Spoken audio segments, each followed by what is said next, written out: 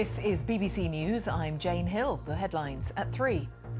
The Duke and Duchess of Sussex have told the Queen they won't be returning as working members of the royal family. Boris Johnson opens the virtual G7 summit by urging global leaders to ensure coronavirus vaccines reach everyone around the world. Wales's stay-at-home rule may end in 3 weeks, says the First Minister, and the youngest pupils will be back in the classroom on Monday. The coronavirus reproduction number, or R value, continues to fall across the UK, suggesting the spread of the disease is slowing. The Supreme Court rules that Uber drivers are employees, not third-party contractors, in a decision with wide implications for the gig economy. And why Max the Springer Spaniel is getting an award after helping thousands of people cope with lockdown. Max helped me from recovering from depression, and if he can help others now and our other dogs, you know, if they make people smile, then I say bring it on.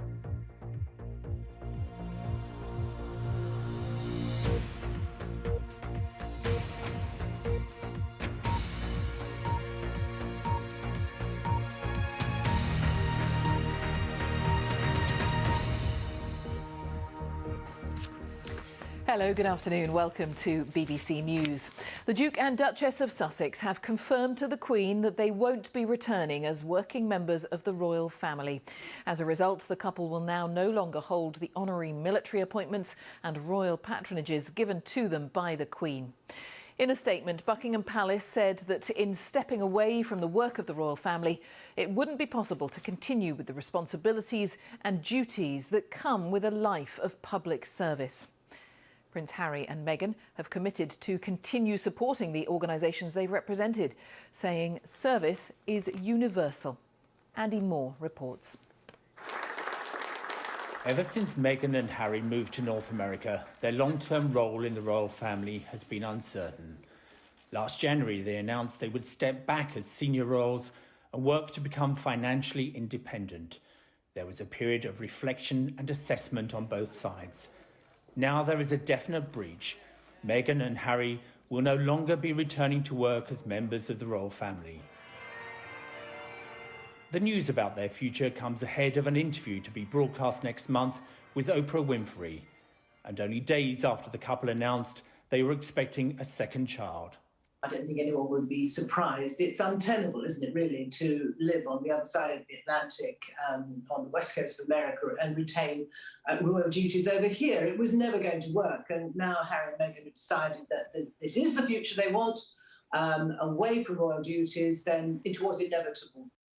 A spokesperson for the Duke and Duchess of Sussex said, as evidenced by their work over the past year, the Duke and Duchess of Sussex remain committed to their duty and service to the UK and around the world, and have offered their continued support to the organisations they have represented regardless of official role. We can all live a life of service. Service is universal.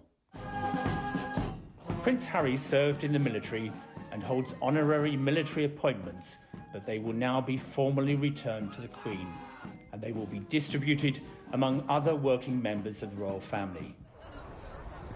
Shortly after the official announcement, the Rugby Football Union confirmed that Harry will be stepping down from his role as patron. The organisation thanked him for his time and commitment.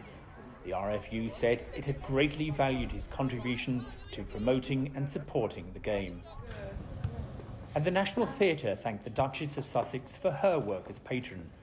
They said she had championed their mission to make theatre accessible to all and had worked with communities and young people across the UK. The Palace announcement said everyone was saddened by the decision of Meghan and Harry, but they would remain much-loved members of the family. Andy Moore, BBC News. Well, our royal correspondent Sarah Campbell explained what this means for Harry and Meghan's future.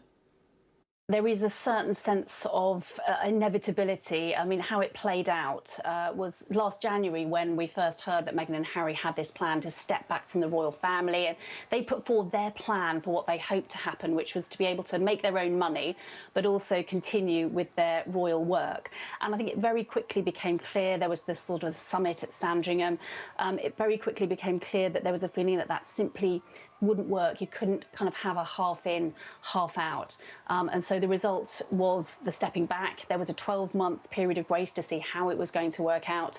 That was due to end at the end of March, but obviously this statement has come out earlier than that. It's obviously been a very strange year. Perhaps they wouldn't have spent so much time consistently abroad were it not for the pandemic, but they have very much sort of been out of the system, and they have been building and creating their own lives. Of course, they've signed these multi-million-pound deals with Netflix.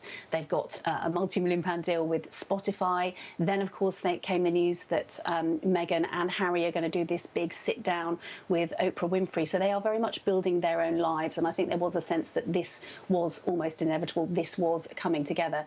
And sadness, as you say, I mean, it says this in the statement today released by Buckingham Palace. While we are all saddened by their decision, the Duke and Duchess remain much-loved members of the family. So still the sense that they are royal family members, but they are not working royals.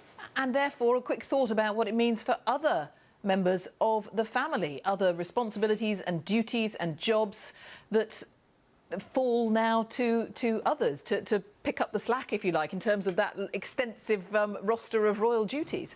You're exactly right. It means more work for other members of the royal family. Essentially, the patronages will be distributed amongst other members of the royal family. So if we just take a quick look through them, Harry, of course, and I think this will be a particular sadness for him because, of course, his years of service with the British Army.